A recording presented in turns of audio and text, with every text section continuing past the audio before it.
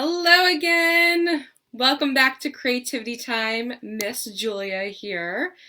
I'm gonna let folks start to join us, and I'm gonna get everyone situated with what we're gonna be doing today.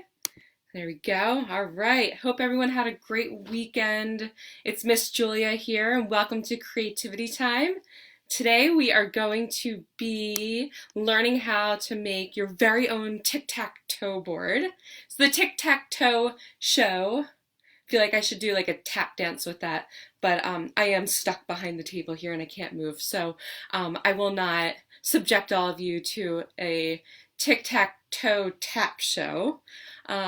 Hope you had a great weekend. Gonna go ahead and let some more folks join us over in the Yost and Muller household. That's my household. We had a lovely weekend, although it was a little cold, but just, in the backyard, making some crafts, of course. I did break out some of my cooking, some of my recipes. I made some matzo ball soup last night from my bubby's recipe and my mother's recipe, my mother who's now Grammy, so hopefully Grammy will be joining us. I see, good morning. Hey Laura, good morning. Great, we're getting some more folks on the way. I am so excited that we'll be able to bring another craft to everybody on this. I'm right outside of Pennsylvania, so it's a little gray, a little cold, so in my humble opinion, I believe this is the perfect weather to craft in. So go ahead, get settled in. If you haven't taken a look in our comments section already, you can see I have a link over there that you can go ahead and click on. Make sure you have the supply list. Today is just going to be mostly supplies from around the house, so hopefully you can easily gather things up. But I will, as always, mention that these videos will be available after I'm done broadcasting, so that you can always come back to them later on if you didn't get a chance to prepare yourself to craft along with me this morning. So I see we got some folks. We got Leanne and Abriel. Welcome, guys. And Christian from Narberth. Amazing. So go ahead, tell me where you're coming from. I love bringing the world a little closer together in a safe way and hearing where you guys are crafting, where you guys are crafting from. So I am right outside of Pennsylvania in my home, in my studio.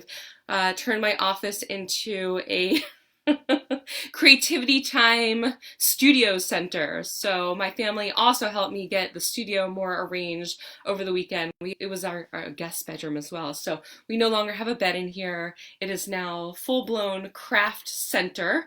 So the good news is you guys do not need to make a craft center as long as you're set up on a tabletop or somewhere where you're okay getting a little messy on the floor is great. If it's a nice day out by you, go ahead and head outside. Maybe that's a good spot for you guys to craft in.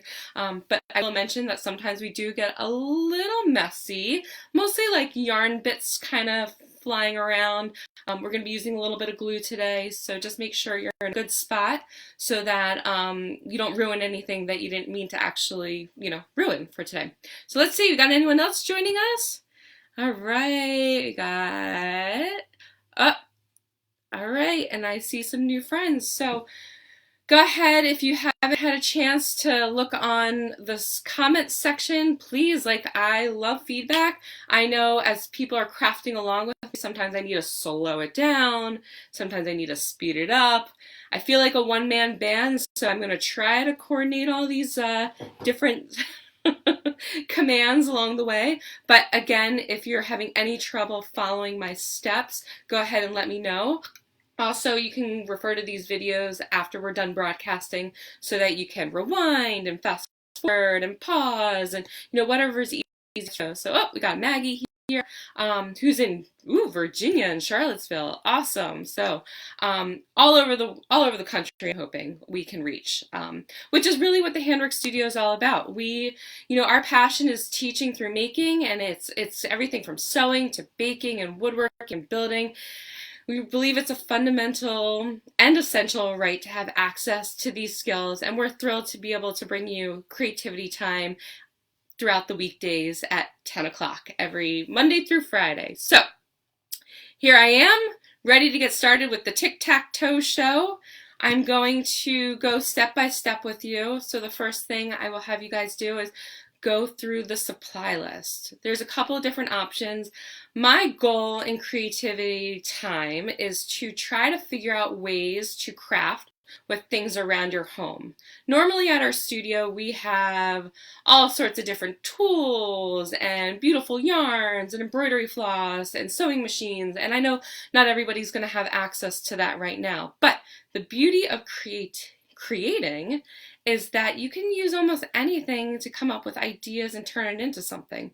So today, for making our tic-tac-toe boards, I have a couple of different ways to do this, okay? So the first thing you're going to need is something like a stick. I went out in my yard and I found some sticks. We have some forsythia bushes that they're pretty skinny. They're like a 1/4 inch, so not very big. And I was able to snap them down to roughly about the same size. So this is one option. You can go scrounging around, make this a nature project, and find some sticks that are roughly about the same size. They definitely do not need to be perfectly straight. Some of them are a little wonky over here. You can see that, you know, this has a little bend and crook to it. No big deal.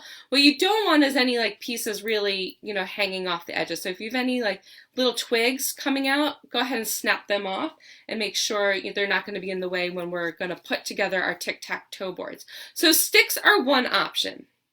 And again, I really, really employ you as the crafters to come up with your own ideas. If you're like, I'm not really going to go outside right now, I'm going to need to figure out something around the house, okay? So sticks are one option.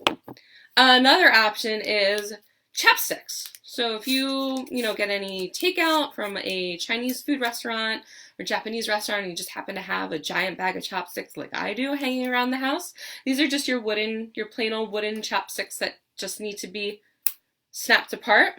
You will need 4 altogether. So if you notice, I had 4 sticks, and you're going to need at least 4 chopsticks, and this is one or the other. You don't necessarily need to have, chopsticks and sticks together, okay? Just making sure you have 4 sticks total. Another option you might have around the house is dowels. These are 1/8 inch dowels over here, so pretty skinny. Again, you would need like 4 dowels, or I use skewers. So if you're a shish kebabin type of crew, you might have some shish kebab skewers hanging around the house. What I would say about those, they usually have a point on the end. Go ahead and snip the point off the end. That way you don't have anything sharp to poke yourself with, okay? But shish kebab skewers are great. They're pretty skinny. You can see the difference in sizes, right? I don't know if you guys can see that. And certainly the difference in size of using a stick from outside versus a skinny skewer. All right. So first thing you guys should all have, 4 types of sticks.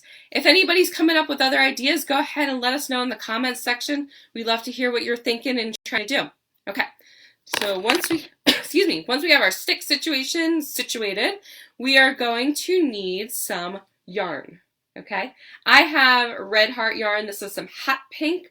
I love bright colors. 1, you guys will be able to see it, and 2, the fancier the better in my opinion. I also had some multicolored yarn or variegated yarn. You can see one of my sticks over here. I've already twisted up some yarn on it, and this yarn is variegated, so I didn't need to do anything with it. I was able to just twist the yarn along the way, and it makes this beautiful rainbow design or pattern along the way. Okay, so any type of yarn, a string, like if you have baker's twine or butcher's twine is fine. You just need a lot. If you have garden twine, that's totally fine as well. So just making sure you might need like a whole skein to work with, because I like to wrap them up to make it extra fancy. We're going to the extra fancy level of the tic-tac-toe board today. Okay, so once you find what you're going to wrap your sticks with, that's what you need, is your yarn or your string. I also have glue. I'm just going to use some Elmer's glue today, but again, hot glue will be totally fine, or craft glue. If tape's going to be a little tricky for this one, but it can certainly work and you can give it a try. That's totally up to you. If you have any other gluing type of stickiness, feel free to give it a try. I'm also going to use some markers. So any type of markers, I just want something colorful. Colored pencils will be fine. It's really up to you what you have hanging around the house. Crayons, if you have crayons. And then of course, some cardboard. Can't go wrong with cardboard. I like, for this project, I'm using a thinner cardboard, not necessarily like an Amazon box cardboard or a shipping box. This is more like your cereal box type of cardboard. This is from Halloween. I've been saving this up. You know, one of those cheese ball packages. So just something thinner. It's a little easier to cut, and these are going to be for our X's and our O's. All right. And last but not least, scissors. So you guys will need something to cut with, which I will mention safety in these projects, making sure you have adult supervision in the room. We always recommend that. This project works for ages 5 and up, but certainly you can try this with younger friends if you have more of a one-on-one situation. So whatever you're comfortable with, the biggest thing we're going to be doing that's going to be dealing with anything sharp is going to be scissors, but in sort of the hand-eye coordination of wrapping things up, 2 hands often work better than 1. If you have other friends in your group, if brother or sister, cousins, whomever you're staying home with at this time, if you guys want to work together and partner up, it always helps to, have someone hold things and help you to wrap things up. For me, like I said, I'm the one-man band over here, so you might see me awkwardly juggling things around and shifting the screen so you guys can see what I'm doing. And if you're having any trouble figuring out what I'm doing, just let me know. I will try to readjust and pay attention, okay? I have a team remote who's like texting me. I feel like I'm command center over here. I got comments and texts and whatnot. So I'm going to try my best to make sure I hear you guys, even though I cannot see you guys, what's going on today. All right, so let's get this party started. I am going to grab my 4 sticks that I showed you earlier, and I'm going to use my sticks for this demo, okay? And I'm going to grab my yarn. And what I'm going to do is I am going to show you the wrapping of your sticks. Again, you can make way easier tic-tac-toe boards, believe me. One of my favorite things to do is when we go out for pancake breakfast at the diner, you know how you flip the placemat over, you get the crayons, and my son and I and my husband and I, we sit and we'll play tic-tac-toe until breakfast comes. So it's a super fun activity. You really only need paper for this, but while we're home hanging out, we're going to take things to the next level, and you'll have a permanent tic-tac-toe board that you can, take out whenever you want to place it on the table. You don't need to waste any more paper, and it will be super fancy, and you'll impress all your friends. Okay? So I have my stick, I have my yarn, and again, whatever string you're going to use. If you have a lot of people using the same yarn, go ahead and roll off a yarn ball, probably about the size of a golf ball, and that way you can share the yarn. You don't want someone to sit there and wrap the whole time, and someone's going to sit there waiting and waiting. That's no fun. So we want to figure out ways that we can share the supplies if we need to share the supplies. So I've unrolled some of my yarn, and I'm just going to start on one end of my stick. It does not matter. It's totally up to you. I'm going to start on this end over here, and I'm going to hold it down with my finger. Okay? There's a little tail sticking out over here. And this is my working yarn. The working yarn is attached to the skein of yarn, and the working yarn is where we're going to be able to pull off all of our yarn so we can wrap it up. And I did see someone mention straws, which is an awesome idea. Go for straws. Straws, sometimes just be careful. If they're flimsy, you don't want to bend them too much. But if you have reusable straws, that will absolutely be very sturdy. But plastic straws will work too if you're just careful with it.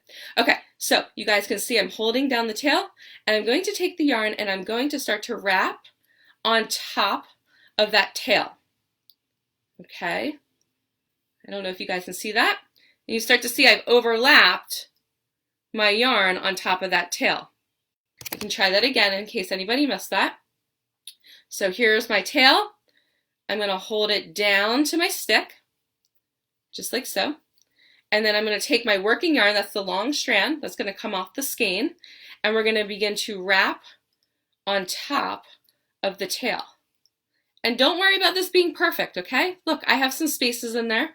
Don't worry about this being messy and lumpy. The more you practice. So here's the thing, and this is what I tell everybody.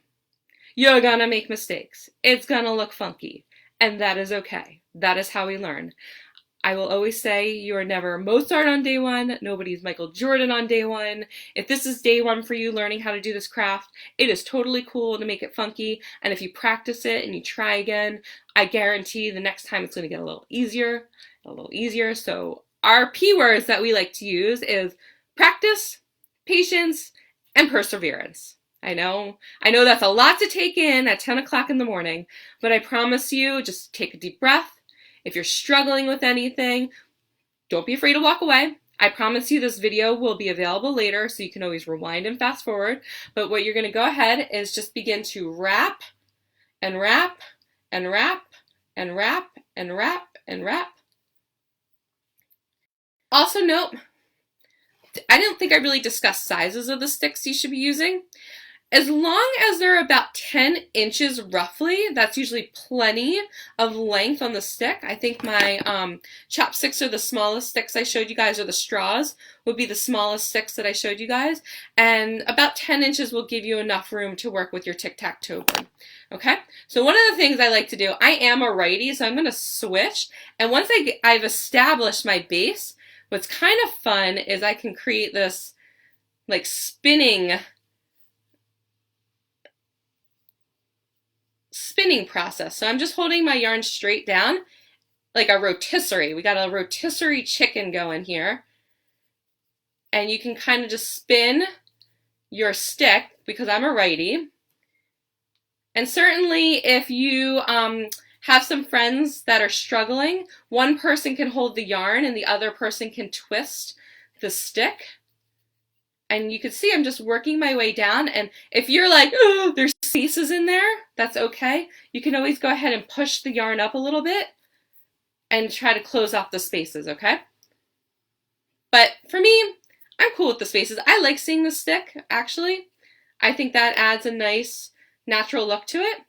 But all I'm doing is I'm holding the yarn and I'm rotisserie-ing the stick. Is that a word? Rotisserie-ing? Probably not. If your yarn is kind of like flopping around, sometimes I also recommend just drop it on the floor and let it roll with you. It makes it a little easier. So I'm dropping mine to the floor. We're going to roll. We're going to keep rolling. We're going to keep rolling. You're going to keep rolling. Again, if you are having trouble pushing the yarn so it's really close together, you can always rewrap on top. Again, it's up to you. You can experiment. You're going to have 4 sticks to do this. All right, let's see how everyone's doing over here. If there's any questions, you guys can go ahead and pop it up on the side. Looks like, from what I can tell, it looks like we're okay. I'm not seeing any comments right now. If you guys want to tell me what colors you're using for your yarn, you can let me know that. So we're just going to wrap. And when I get to the bottom, I'm going to show you how to tie this off, okay? So here we go. And certainly smoother sticks, so my dowels are very smooth. I was able to push the yarn very close together so you can see there's almost no dowel showing through over here. But it's a lot harder for me to push the yarn on the stick. There's, you know, the bark on there, it's just kind of rough. But I'm cool with that.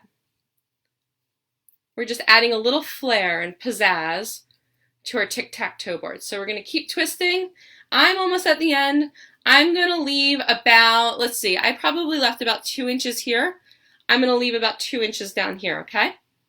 2 inches. I don't know if you guys know this. If you use your pointer and between the knuckle and like your 2 knuckles over here, that's roughly about 1 inch. So if you measure 1, 2, you can get an estimate of size. Fun fact. Also, I was looking up history of tic-tac-toe, as one does when they're making tic-tac-toe boards, and I found that a version of tic-tac-toe was actually used in Egypt. So we're talking many, many years ago. way back in history, pyramid times. And really, the game that we're playing today was started in Victorian times in about the 1800s. And they're not 100% sure why it's tic-tac-toe, but they were thinking there's a saying called like tit for tat. So kind of like a back and forth, which is what tic-tac-toe is really about. Like you go, you go, I go. So I am now going to show you how to tie this off. I'm going to cut. I usually like to leave about a pointer finger's worth of length of string to work with. Again, that's an estimate. So that's a little longer. I always like a little extra just for good luck. And I'm going to turn my stick so the side I need to tie is sticking straight up. And I'm going to take, and this is where I'm going to try to show you guys a couple of times, the tail. And I almost call it a balloon knot. So if you notice, I made a loop over here. You guys see that okay? Kind of a loop. And the strand that's hanging down here, I want to bring up to the top. And I always say we're going to pop the balloon, okay? So we have this loop right here. We're going to go ahead and bring the end of the string through the loop of the balloon. And what happens when you pop a balloon? It deflates. So I'm going to pull that down. So that has created this snug little knot right against my stick or your dowel or whatever you're using, okay? I'm going to show you guys again. I always say 3 is a charm. So do this 3 times. I'm going to make a loop again. You guys see that? If you're having troubles, just let me know. We get to remember it needs to go around the stick. So I'm bringing my tail from underneath. You guys see that? All right. And I'm going to bring the end of my yarn through that loop, and it's going to lock it down. And we're going to do that one more time. And some of you, if you're moving like I know what I'm doing, if you're ahead of me, go ahead and keep wrapping your 4 sticks. But I'm going to go ahead and do one more knot, my 3rd knot, my good luck knot. And we're going to go ahead. I have my loop. We brought it around the stick. This time it got a little tight, so maybe I would have cut a little extra, but we're going to make it work. There you go. And I got 3 good knots, and you can see the tail is just kind of hanging off on the end here. Do not cut that just yet. This is where I'm going to have you take your glue, and I just have my Elmer's glue, and I will put a little dab on the end here just to secure it. And I'm going to use my finger to just add it on there. So sometimes I even like to wrap the extra tail up in there.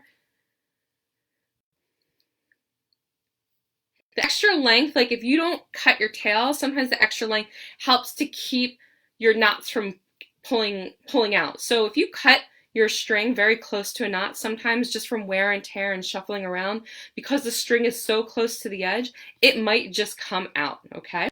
Ooh, I saw we got some purple, green, and orange. If you guys have like favorite sports teams, that could be fun. Because, you know, got to represent like maybe Phillies, red and white, or your school colors, whatever you can come up with. So you can see I did not cut my tail. I just used the glue. I used my fingers, craft glue. My fingers are a little sticky, but I was able to just kind of press everything down against my stick, and everything's locked in nice and tight. Okay, so now you can see I have decorated my stick. This is only 1 stick, so I understand that you guys are going to probably want to do all 4 sticks.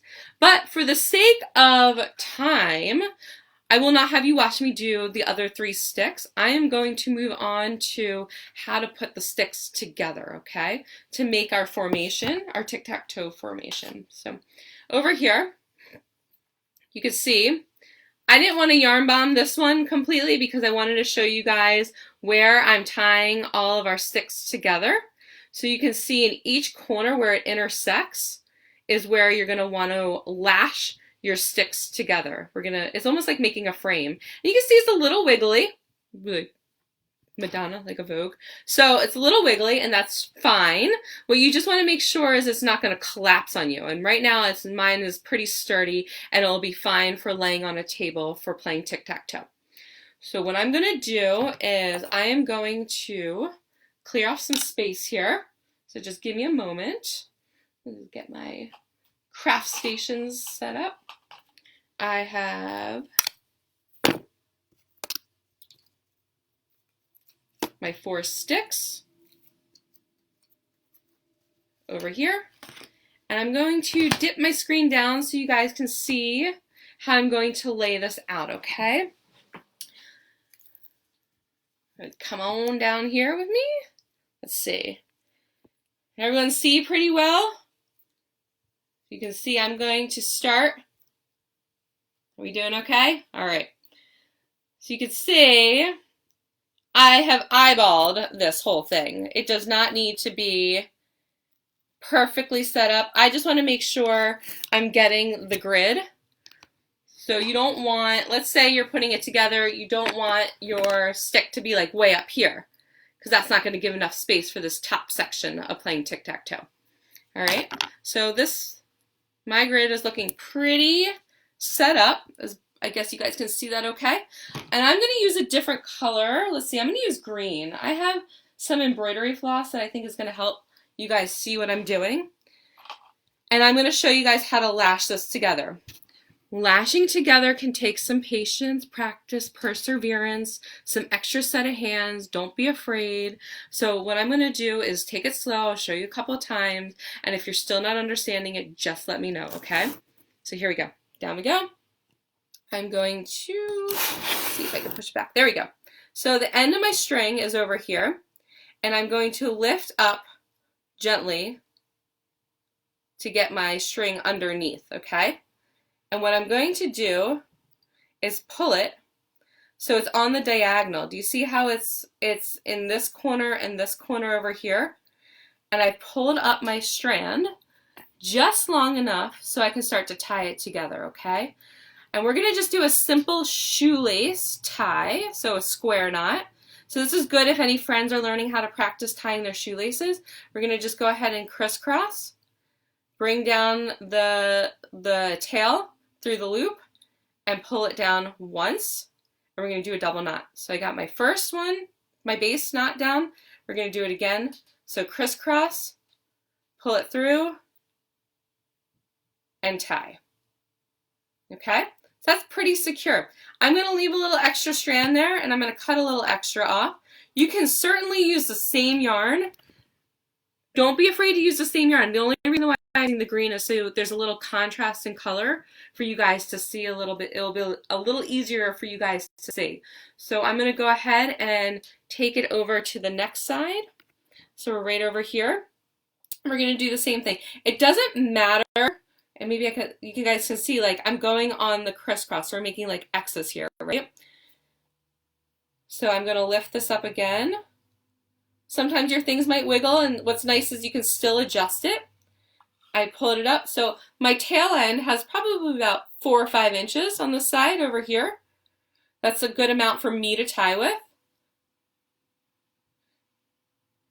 And then we're going to go ahead and do the same tie we just did, our square knot. So through the loop once, and then twice. And everything, if anything's feeling like loose on you, we're going to come back and tie them again. So I will show you what that's going to look like. But go ahead and cut this off, leave a little extra tail. Let's see, I'm going to go check, see how we're doing on questions over here. Ooh, we got some friends working on tying shoelaces. Excellent. This is a really good way to practice, I promise. So give it a try. So now what we're going to do is come over to our bottom section down here. And you probably can guess. I like to lift up the bottom stick because that's the one that's on the tabletop surface. Again, you can see it's wiggling around on me, so I'm just going to go ahead and put it back to where I want it. I have a 4-inch tail here, and I'm starting to run out of my string that I started with. I probably had about an 18-inch string that I was using. So we're going to do it once, Do it twice. There you go. I'm gonna cut this. Again, you can see I'm just leaving the strands on here so you can continue tying with it. Don't be afraid to keep cutting the string. Like if you're just using your yarn or your twine, keep cutting it as you need it. We're going to come over here. We're going to crisscross. Go down once, and go down twice, through twice. There we go. So now we have 4 sticks that are technically together, but I will show you. Actually, I'm going to be careful about showing you. You can see it's really wiggly this way. So what I'm going to do is we're going to come and go through each of the 4 squares again, but the opposite way. So I'm going to start on this bottom one. If you notice, I tied going this way and this way. So now I'm going to come over the opposite way and tie it. That way it's going to add a little extra stability in there. Okay, same thing. You can do our double knots. Okay, and I cut this. Now, you can see I had a lot of strands still around here. You can certainly tie these together to secure them again. And I'll show you that again. But what I did was I took now my 2 strands that I had a little extra left over and tied it again. And what you can do is you can give this a little snip now. You don't need all that extra. And if you want to add a little extra reinforcement, you could take your craft glue and just kind of dab it in there. I'm going to leave my tail. I'm not going to glue this entire section like this, but I'm going to leave it until it's done drying, and then I'll cut it off a little later, okay? But go ahead and make sure you get a little bit of glue on there, and that will dry nice and stable, okay? We're going to go ahead and tie all the corners, the intersecting sticks, together in the same way I just did this one down here. So this time I'm going to lift it up.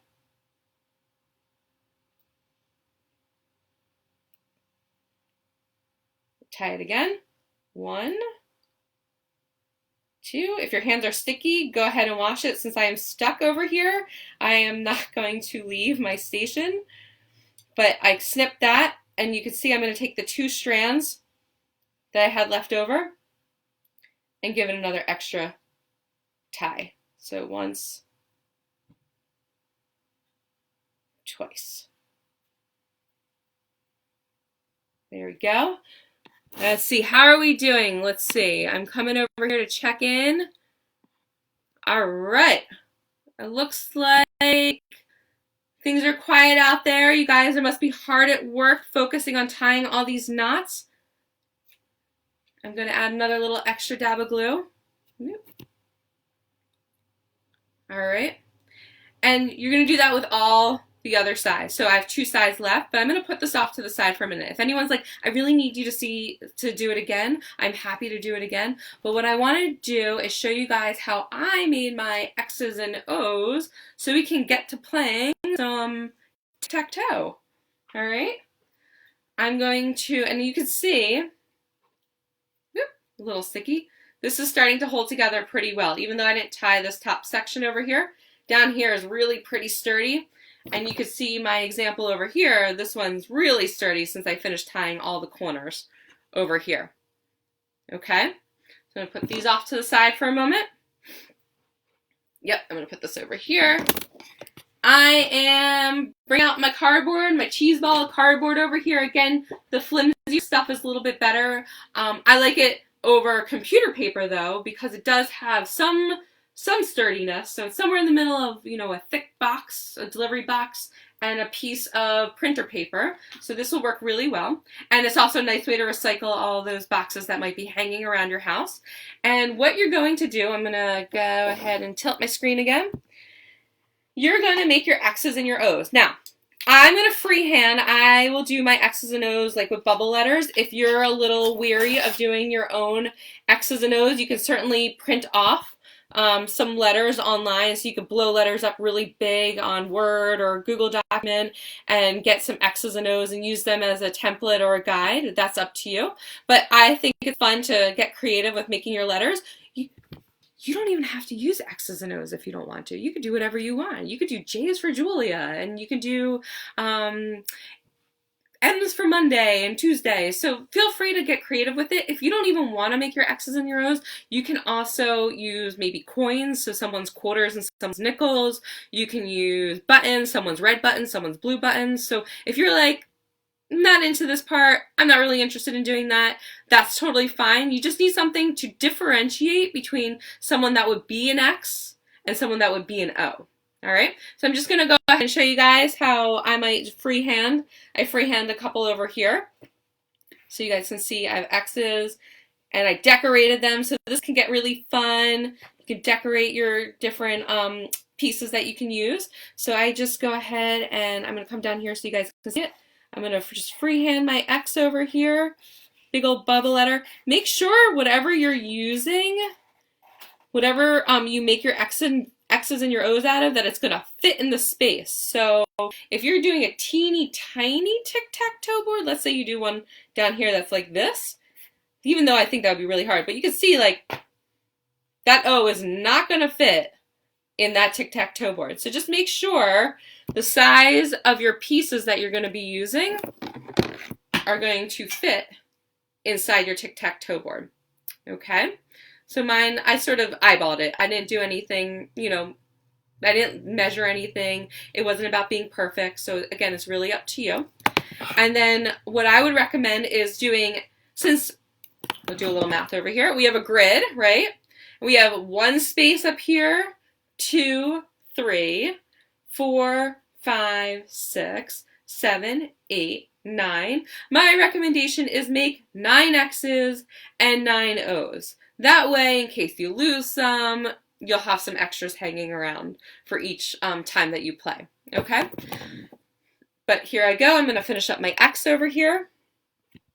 I'm going to color on it. I like to color while it's still on the cardboard. That way I'm not trying to, you know, if I get off the edges for whatever reason, I'm not coloring accidentally on my tabletop or, you know, on anything that I'm not supposed to. Let's see. I think I'm going to do, let's do some circles. So again, you guys can get really creative. You can certainly break out paint with this if you feel so bold. But I'm going to go ahead and just use some washable markers. Maybe I'll add a little green in there for like polka dots. So go ahead and you can decide how you want these to look. And then what you're going to do is cut this out. So I always like to come in and just try to get it out of the main part. The reason why I did mine closer to the middle is so that you guys could see it. I would recommend being up towards the edges. That way you're not doing as much cutting as I had to do right now. And I'm certainly wasting cardboard as well. And once you cut one out, you can also use that as your template. So I'm just going to come over here. When I cut my pieces out, I always like to, you guys see it over here, I always like to come in towards my edges and cut out, like I just cut off the end. That way I don't have to try to navigate getting all the corners out at the same time. I come this way and that way, so that's gone. Okay, so don't be afraid to cut one out and use that as your guide so that you have a standard size X and a standard size O. I have my X over here, and you can always lay it back down on your paper or your cardboard, just like this. So if you guys can see that over here, and you can go ahead and give that a quick trace with whatever you're using to write with. So now I know you could do 8 more of these just like that once you get your standard size that you like. There you go. Whoop, I forgot one side. Miss Julia rushing over here. Oh my goodness, not. There we go. All right, so we got our standard size X. So I think you guys get the point. You can get really creative and fancy. I would love to see the tic-tac-toe boards you guys come up with.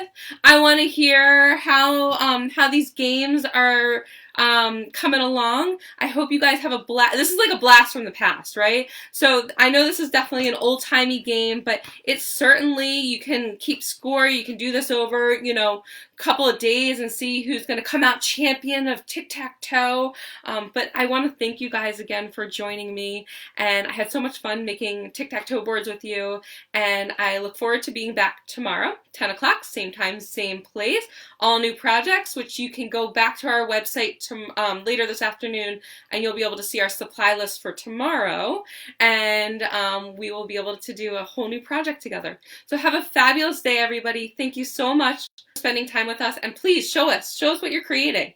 We'll see you tomorrow.